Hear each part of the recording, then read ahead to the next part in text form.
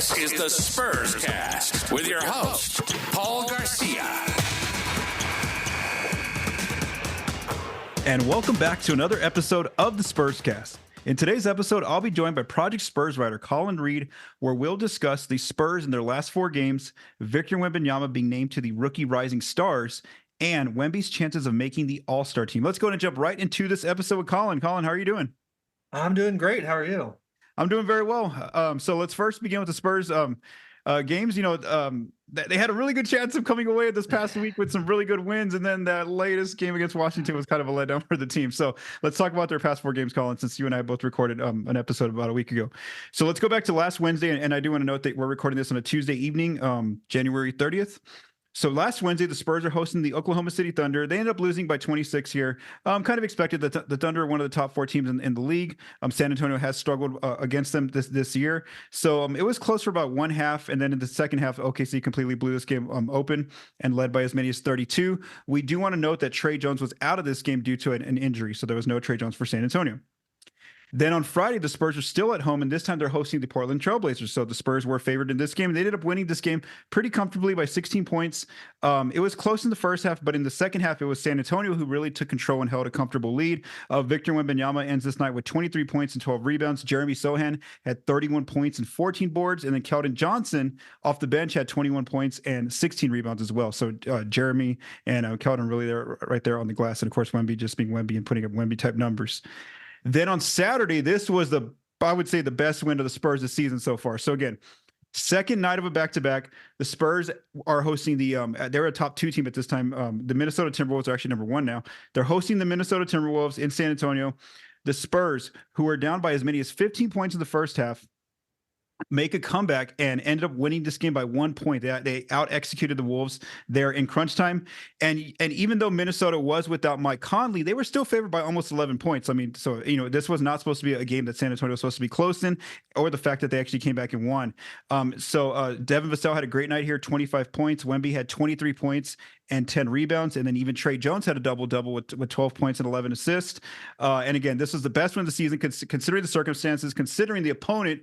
And so, the Spurs win this game on Saturday, and really, like, spirits are high. They beat the number 1 team in the Western Conference. And so you think, and they were on, so they had won 2 games in a row. And so they had their potential to win their first, have their first 3-game winning streak of the season. So they've gotten close twice where they won 2 in a row, but they could never get 3 in a row. And so you see Washington, an 8-win team coming to town. And after San Antonio win and beat Washington last week in Washington. So you think, this will be an easy win for the Spurs. It looked that way for a bit. So the Spurs come out early against Washington, leading by 14 points. Then in the second half, San Antonio builds a 10-point lead. But for some reason, the Spurs just cannot, push that lead over. Washington's always just kind of hanging in there. And so it goes down to crunch time. The Spurs are barely up by 2 with 3 minutes left. Washington takes the lead. They end up holding that lead, getting the stops that they need, out executing San Antonio. And so the Wizards win this game by 5 points, a game that the Spurs were expected to win. Vegas had San Antonio favored. Devin Vassell had a great night with 24 points. Wemby had 22 points, 11 rebounds, and 3 blocks. But he did have a little bit of difficulty in the first half with turnovers, with 4 turnovers. And then Cedi Osman had a really good night with 20 points. And then Sohan, who had just had 31 a few games ago against Portland, he ends up with just 2 points. And so he's had a few of those where it's just 2 points on the night. So, Vegas said the Spurs were supposed to go 2-2. They ended up going 2-2, but probably not against the teams that we thought they would do that too. I just think that this was a bit of you kind of expected from a young team, but it was a wasted opportunity to potentially go 3-1 in this last 4 games. What were your thoughts on how the Spurs went in these past 4 games? Yeah, just to talk about the Wizards lost first, just because we can get that out of the way. I felt like they did not look sharp all game long. Like, it just gave the sense of a team that wasn't really locked in. And I'm not about to sit here and say, they took their opponent too easily or whatnot. I certainly hope that wasn't the case, considering how bad they've been for most of the season. But it just, the whole game, like what you said about pulling away, there was a time in the game where they were like 10 or 11 from like 21 from 3. Like, they were 50% from 3. They were shooting really hot. They don't have a lot of these nights very often. And yet, like, their ball control, their like execution, it was just a little bit lackluster. And you could just see that all game, and you knew like this could go the wrong way fast. And ultimately it did. I think this is one of those things, as we start learning more and more about Wemby's mindset, I think since we talked last, there was the big article about his like health routines and his sleep and stuff, and how he doesn't want the Spurs to call him after 9:30 and all that kind of stuff. I think as he grows older and he becomes more of the leader of the team, I don't think he is going to allow the team to have nights off like that. Like, I don't think he's going to let the psyche of the team go away. But he's 20 years old. He's still young. He's still getting used to the NBA schedule. And that was a very winnable game. But I do think they were just not sharp on that night for any reason. But one thing that I did see that I thought was pretty funny, the Jetty Osman fan club account tweeted something like, January 29th, there's been 4 games, including last night, where Jetty has like 20 plus points and a billion 3-pointers. Like, it's for whatever reason, January 29th, every time he plays on that night, he has a crazy night. I had no idea that was. Yeah, I didn't know either until after the game, and I was like, okay, that something about that's bizarre because it's happened. This is the 4th time now. But yeah, I thought the Timberwolves game was really a big win for them. One of the things that I think is interesting is, the Spurs were in the midst of a big losing streak at the time, so every L just looks like an L. But in the in-season tournament, their first game was against the Minnesota Timberwolves, and they played a really good first quarter, a bad second and third quarter, but they really hung around in the fourth quarter and gave themselves an opportunity to win that game late. So that's the second game they've played really close against the number 1 seed in the conference, which I thought was really interesting. I also think that Thunder game was bad. I'm a big proponent about not looking too much into single game plus minus, but like you said, when it shifted into the non-competitive portion of the night, the Spurs were down by 32 and Wemby was a minus 11. So, in like 20 minutes of play, the Spurs that he was on the bench, the Spurs lost those minutes by like 20 points, which, like the minus 11 still isn't great, but it's just a theme that we're starting to see recently is with Trey Jones in the starting lineup and Wemby at center, the starting lineup looks a whole lot better. In fact, on Dunked On, Danny LaRue said something like, when Trey Jones is in the lineup and Wemby's at center, they're a plus 11 net rating, which is like insane. Like, that's a really good net rating. But you notice that whenever I would say 2 or 3 of the 4 starters are off the floor, and whenever Wemby's off the floor, like, the team just isn't able to compete at that level. So that's kind of been a trend that's really popping up lately, is like, hey, the starting lineup actually is very competitive with even the best teams in the league, which is really encouraging to see. But then when Wemby goes out, like, all of a sudden the team just kind of stops functioning. So much of it is built around his skill set, even already, that they don't really have an answer when he goes to the bench. Yeah, one thing I wanted to say about the Minnesota win, why I think it was really substantial for them or really important, was because in January, this has obviously been their best month of the season. They've already got 5 wins in this month. They had just 5 from in the other 3 months combined, October through December. And the thing was, like, some of these games we kind of expected them to win. They beat Portland, they beat Charlotte, they beat the Wizards. So these are these bad teams, Detroit. So this is why that Minnesota win was so important, because you can't just say, oh yeah, it's just all these bad teams that they're beating. Like, they actually beat a really good team there, and it shows that on a really good night, they can, they have the potential to beat even a really good team like Minnesota. And so I think that's what keeps the rest of the season more interesting now, is that you can't just say, oh, and they're going to play this top 5 team that they're automatically going to lose. Like, no, they might be competitive. We'll actually see what happens. And then when I saw that happen when they get blown out by the Thunder, and then they beat the Wolves, but then OKC lost to Detroit a few nights later. So it's like, how much, where are these top 2 teams out west right now? So moving on from the games, let's talk about just some notable items I have here on the agenda, just some things that have been mentioned. So for number 1, let's just talk about kind of the popularity that Wemby's brought to the Spurs. So the NBA on Tuesday released their current jersey sales for this season, and Wemby has the number 4 selling jersey right now, top 5 selling jersey. And then, of course, with Wemby's jersey being sold, that means the team is getting a lot of merchandise sold. And so the Spurs right now ranked 9th in team merchandise sales, according to the NBA. So that was just that was interesting to note. We do want to note that as you and I are recording this on Tuesday, the trade deadline is next Thursday, February 8th. So by this time, a little bit past this time next week, the trade deadline will be approaching.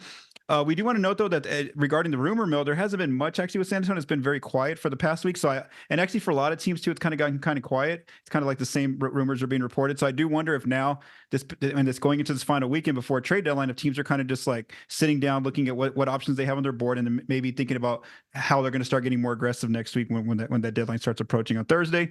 And then one last thing I wanted to know regarding one of the players on the Spurs is Zach Collins' contract. So there's been this debate among some Spurs fans where they've seen that Dominic Barlow has played really well. Zach Collins kind of struggled since he's come back from his injury, and he's actually back on the injury report again. But because of that, I've been getting some mentions on my Twitter account of people saying, trade Zach Collins, trade Zach Collins.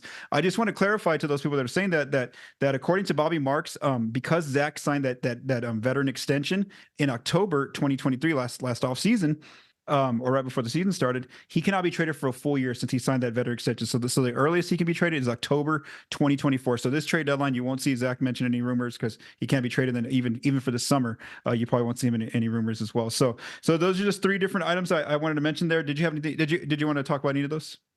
I guess just real quick, one of the things just to kind of cue the listeners or viewers into is a lot of the times, whether it's trade deadline or free agency, and we would expect a lot of movement, but all of a sudden things got really quiet. What you need to look at is the bottlenecks. And I think there are two situations in this case where a lot of teams who are making trades are either interested in trading for one of these two players, or the trade they want to make probably can't happen until these two trades happen. And that's a trade for Zach LaVine and a trade for DeJounte Murray. Mm-hmm. So a big part of the reason why the trade deadline is or the trade chatter is so quiet right now is, a lot of teams really can't make moves until those two moves happen because they need to see what the landscape looks like. A lot of the teams are maybe in the race for one of those teams, or maybe there's a team that is interested in Vucevic, but they don't think that he'll even be available for trade unless they do trade LaVine, so there's a lot of that kind of stuff going on.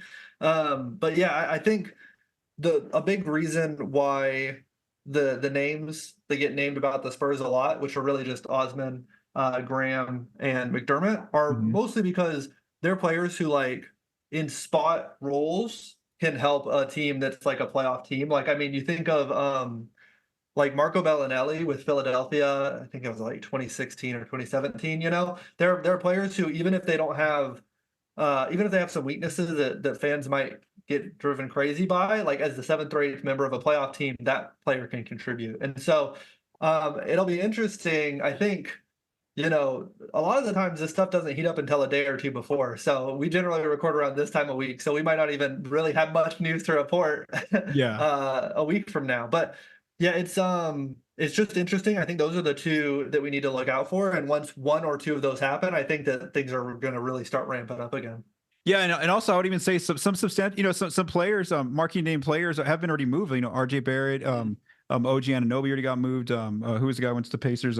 Pascal Siakam. So, like, there's already been some trades, but yeah, obviously things will ramp up next week. There's just been every year, and especially with those contenders and teams that are going to be like in the first and second apron, there's all sorts of penalties, so they're going to have to be figuring out their salaries as well. So I think we will see some movement starting next week. All right, so and then some other news that came out on Tuesday was that this was not surprising news. Victor Wembanyama, along with Chet Holmgren, Jaime Hawkins Jr., Scoot Henderson, Brandon Miller, Bilal Coulibaly, and then 11 other rookies. They were named to the Rising Stars team. So of course, Wemby's had a great season along with some of these other rookies, and so this is not too unexpected. Just a quick breakdown of how this game is going to take place. It's going to be on All-Star Friday night. February 16th. It's going to be a 4-team mini tournament where there's going to be 3 teams of rookies and sophomores combined. So 7 players get drafted and onto 3 different teams. And then there's going to be 1 team with just solely G League players. They'll have a little tournament where they're going to play 3 games with the target score of trying to get up to 40 points, first team to 40 wins. And then in the final, whoever makes it to the championship round, it's going to be first team to get to 25. So this is interesting because I don't recall myself watching last year's rookie sophomore game, because I know they had this part of it, but I just probably wasn't as enthusiastic to watch it on that Friday. But now I'm definitely going to watch, because there's a chance now. I had thought going into this, we get to see Wemby and Chet together on the same team, but I don't know with that draft approach. I think we might see them actually have to go up against each other, which will be interesting if it ends up being like semi-competitive, because I know sometimes they just want to put on a show for the fans, all the players. What are your thoughts on Wemby being named to this Rising Stars team? Yeah, obviously, he was a player that was going to be on this team. He was going to be in this all-star event. I think also, I think it was an official announcement that he was going to be in the skills challenge as well. So he's going to be part of Friday and Saturday night. And we're going to talk more about Sunday a little bit later. But, I think what's interesting to me is, again, I talked about it earlier. Wemby's mindset, his like psyche and all that kind of stuff. I don't think he goes out there and you tell him, oh, it's just an exhibition game. Like, you know, it's not a big deal. Like, I still think he tries to like do his thing like every minute he's on the court, which is really interesting. And I think if him and Chet go up against each other, that might be the most entertaining game of the weekend, you know, because all-star game, like sometimes you get so non-competitive, but like if Chet and Wemby are playing against each other, you know, they're going to go at it no matter like how much of an exhibition game it is. So I think it can be a really exciting game. I think, you know, if, you know, I know they have the rookies and sophomores. Did they announce the sophomores already? Yeah, they also announced the sophomores. Palaba and a few others are on there. Mm-hmm. Yeah, so that'll be interesting to see kind of like where he lands on like that. And I think that the format is very cool. I think you know, they've been trying to find different ways to spruce up some of these other things. And I think a tournament format where they draft players is the best idea that I've heard from them in a while when it comes to this. And I, you know, just again, knowing how competitive and how much he wants to dominate everything he does, you know, talking about winning the press conference, like, you know, I'm going to be tuning into that thinking that he's going to be trying to do crazy stuff, which makes it more fun for sure. Yeah, and it just recalls the way, you know, he and Chet went at it in that last game against with Spurs versus OKC for like all 3 quarters is kind of, you know, they were kind of not guarding each other in the same match, but then that fourth quarter comes, and even when the Spurs were down like 15, 16 points, Wemby was very competitive, and Chet, you know, they were just kind of going right at each other when they were matched up alongside each other. So again, that'll be really interesting to watch on All-Star Friday night plus Saturday night, like you said, when he plays in the Skills Challenge. And so then now for our final topic, let's just address here, Colin. Let's kind of have a discussion about, you know, what are Wemby's chances, you know, of making the actual All-Star team on that Sunday game. You know, how strong are they, or are they not very strong? So let's first look at the players that are already in, the players that are the All-Star starters in the Western Conference, and these players were voted in by the fans, media, and fellow players. So that's Luka Doncic of the Mavericks. He's got 1 spot. Shai Gilgeous-Alexander of the Thunder. He's got another spot. LeBron James of the Lakers. Kevin Durant of the Suns, and then Nikola Jokic of the Suns. I mean, not the Suns, of the Nuggets. So 5 players already locked in there. So then, the thing to note is who's going to get to vote for the reserves. It's not the fans. It's not the media. It's the coaches. So the coaches have get to pick the other spots there for the reserve list. And so the way their ballot breaks down is they can pick 2 guards, 3 front court players, and 2 wild card players. So that's what that's the amount of slots that the coaches are allowed to pick. So that's what 1, 2, 5, 6, 7 players. 7 players they have to decide on. Okay, so kind of just to give us a baseline of where I want to start with is I want to start with the list that Zach Lowe kind of mentioned on his most recent podcast, one of his most recent episodes, and just because I really enjoy listening to Zach's podcast, and also you know take his analysis very, very seriously. So what we'll do is we'll kind of break down each player that he mentions, and then we'll kind of say, do we agree or disagree? And then maybe who else do we think gets in there? And then again, we're going to kind of make our way down until we see kind of where Victor would play out in this. So one of his first players for that guard spot is Anthony Edwards. Do you agree with him there? I do. Yeah, I think so. I think I have another player in pin at the guard spot ahead of Anthony Edwards, but I'm certain that Anthony Edwards will get in. The next spot he has more so as a lock for the guard spot is Stephen Curry. Yeah, that was mine. Yeah. You have Steph locked in there. Okay. Yeah. See, on my list, I would have Booker. I feel like that numbers are close. I mean, Booker's a little ahead. I'm not looking at efficiency, by the way. When I'm just looking at talking about numbers, I'm just throwing in points, rebounds, assists, just very basic, or steals, blocks, you know, very basic stats here. So I had Booker. I don't know. I know that he has Durant as well, but I feel like he's done a lot. I know the Sun, and right now that you and I are taping this, the Suns are 6th right now in the Western Conference. The Warriors are 12th. So either way, we both see either Booker, Steph getting that second guard spot. Okay. Next player he has is Paul George. Where do you think about him being in that front court spot? So that again, there I have another player ahead of him in terms of like Anthony Davis. I think Anthony Davis is a no-brainer all-star candidate, but I do think Paul George is an almost certainty in my mind. Okay, so I would, if I had to put Paul, I would put him more so in the wild card slot. I wouldn't put him either as one of the locks for the front court. So the next player is Kawhi Leonard. I do have him as a lock in the front court. Do you have Kawhi? Oh yeah, yeah, easily. Oh yeah. Sorry, I had Kawhi even ahead of AD. Yeah. So Kawhi AD is my 2. Yeah, I'm just going more so like positional. Yeah. And then also the last front court spot is Davis. So Zach Lowe has Davis. I have Anthony Davis there as well. And then you already said Davis. So then who would be that third player besides? So you said Davis, Kawhi, and who's that third player in the front court for you?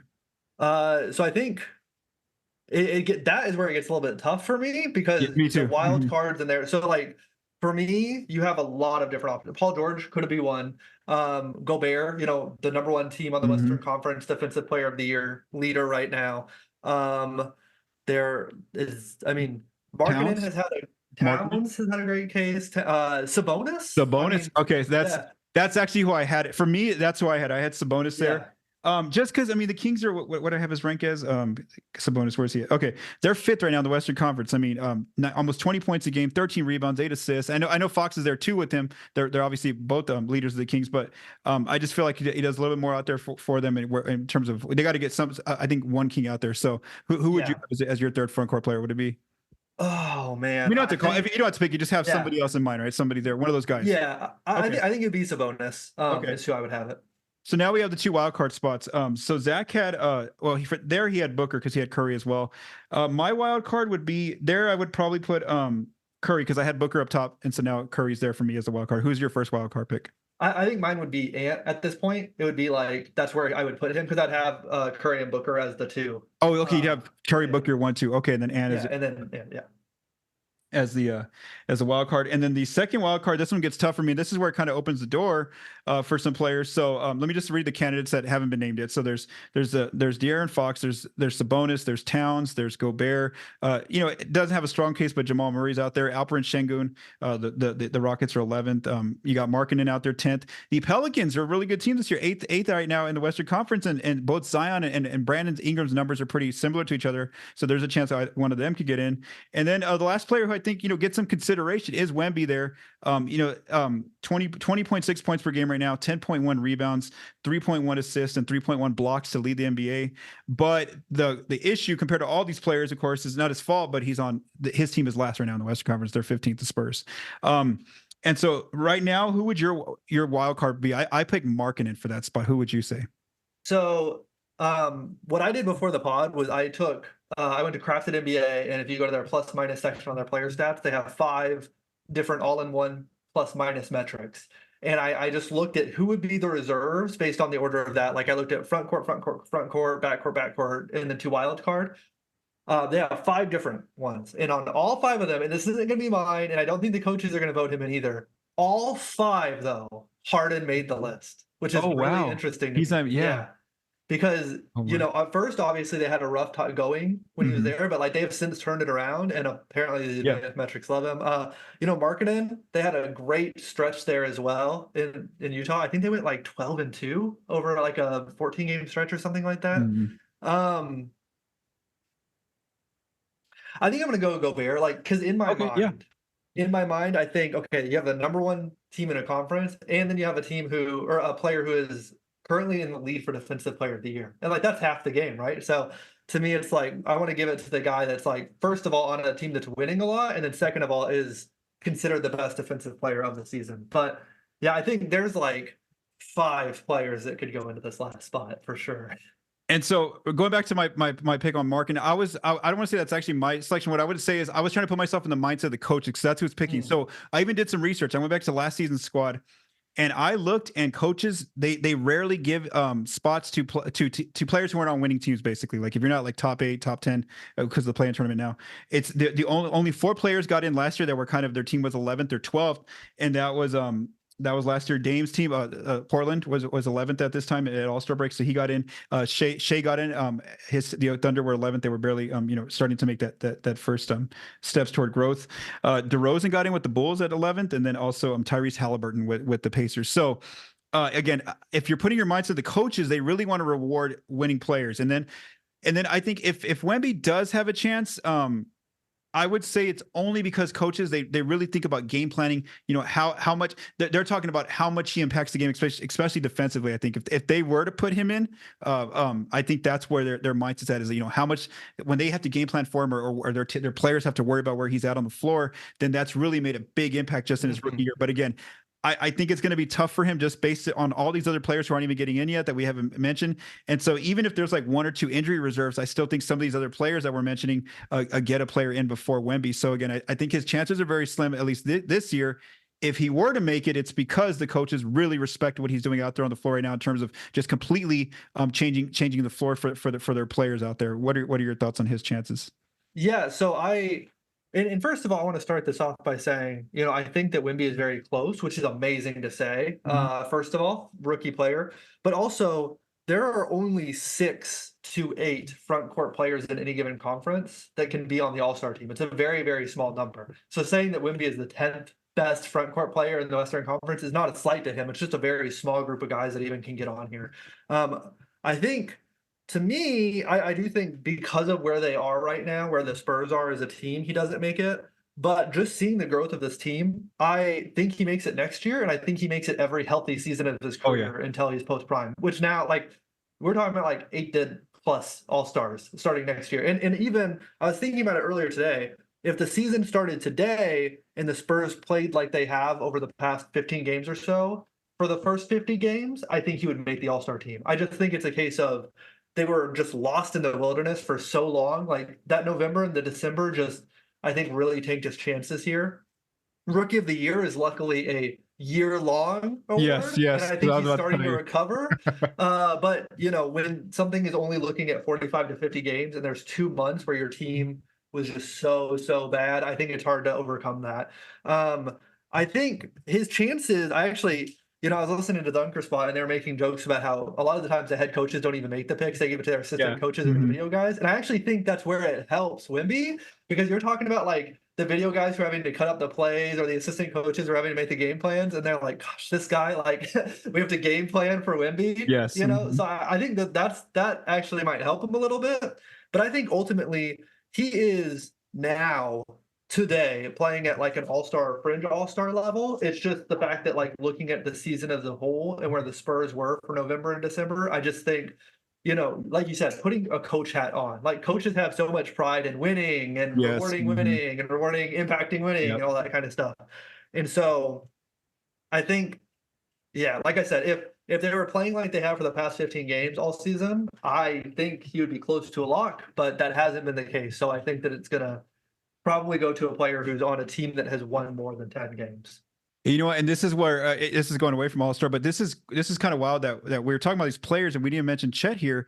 And right now, going into January, you would have said that Chet's the favorite to win Rookie of the Year. But the fact that Wemby's already I think already passing him in terms of just like looking at All Star type players, I think that this past month since Pop basically made him the 5 and since Trey Jones started starting alongside him, he's kind of picked up his level. I think for sure he's going to get the January Rookie of the Month for the Western Conference. I think that's for sure. Even though, of course, the Spurs want to have the amount of wins the Thunder have, the fact that they have like 5 or 6 by the end of this month, it's going to look more respectable. And then just his numbers are far and away above Chet now at this point in this past month. And so I think that regarding the Rookie of the Year race, I think that's going to be a lot closer. And maybe Victor does definitely has a chance to pass him up now that he's started to play a lot better and the Spurs have started to pick it up a little bit more. So, Yeah. yeah, One interesting thing about that real quick. So just you mentioned Chet, something that I was thinking of earlier, and like, a little bit of heartburn for anyone trying to do these picks. Kawhi is in the Western Conference. Paul George is in the Western Conference. Jokic is in the Western Conference. LeBron is still in the Western Conference, and he's just going to be an all-star until he's not. Like, yes. he's probably going to go on next year too.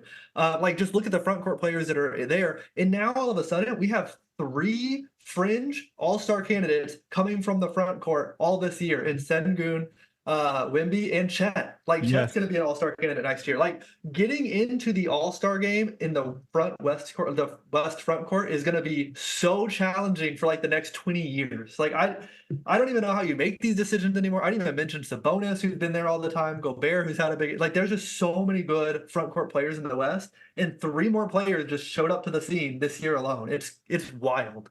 Yeah, actually, even 4 because when I was looking at last year's teams, Durant was on Brooklyn. He was the starter, and Oh yeah, now Kevin yeah. Durant joined the Western Conference. Yes, like it was Oh one of those man. spots. I mean, yeah, you're right, man. Going forward, that's going to be a competitive race, and that's why overall, like you mentioned, again, it's the coaches who are making the picks, not us, not the media, not the fans. And so I think again, they definitely have to reward winning, and I think they have to ask themselves, some of these teams, in the top, they're only going to have one All Star. How can Minnesota just have? They're the number 1 team right now. How can they just have one All Star? How can Sacramento or New Orleans be a playoff type team and they're just going to go one or maybe no All Stars? So I think that's the kind of questions the coaches will ask themselves, and that's why I think that Wemby's chances are minimal, but if he were to get in that surprise chance, I think that's showing you that the coaches super really respect what he's doing out there on the court, even as just a 20-year-old rookie out there right now.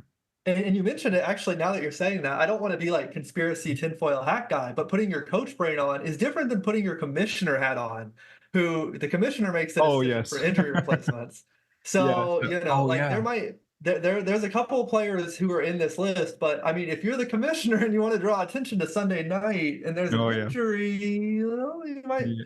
So I mean, like the coach hat and the commissioner hat are also two different hats, I and I could, think you know what? that That's a has new that wrinkle. ability. I just thought about Yeah. that. I mean, I didn't think about that. You just, wow. Yeah, the commissioner, that's, yeah. So we'll see. I mean, we'll see what happens, man. It's going to be interesting. And so, the All-Star reserves picks will come out on Thursday evening. So that's so we'll know for sure, who gets in and who doesn't. So, all right. So that kind of wraps up this episode. Before we close out this episode, do you want to mention how the schedule for next week? So I'm going to try to record one more Spurscast before the trade deadline. Hopefully, there's some other rumors coming out around that time. If not, we'll just cover how the team's been doing within this past week.